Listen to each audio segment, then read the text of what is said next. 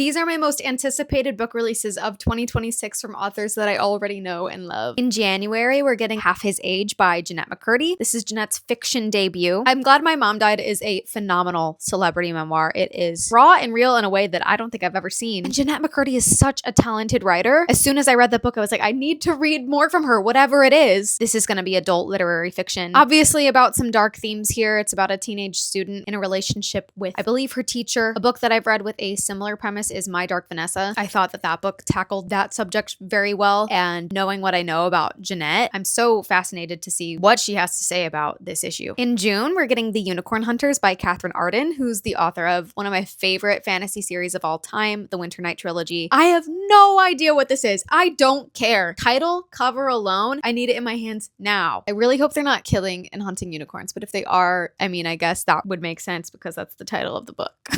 I love the way Catherine Arden writes fantasy, and I'm sure this is going to be whimsical as hell. I can't wait. In July, Fabulous Bodies by Chuck Tingle, who is becoming one of my favorite speculative horror authors. I have read all of Chuck Tingle's full-length novels. It's giving summer beach read. I'm intrigued. In September, we're getting The Knave and the Moon. This is the sequel to The Night and the Moth. I did not know that it was going to be a series when I first started it, so I don't know if this is the conclusion to a duology or if this is book 2 in a trilogy. We'll see. I'm assuming for now that this is the end of the story. Either way, I'm obsessed with the fantasy world that Rachel Gillig brought to life in the first book. I loved the characters, and it ended on kind of a cliffhanger, so hopefully things end well. And then also in September, probably my number one most anticipated of the year is Dead Beat by Leigh Bardugo. This is the third book in the Alex Stern series. This is an adult dark academia horror series about a young woman who has the ability to see ghosts. There's also other like dark entities like demons and stuff going on. Just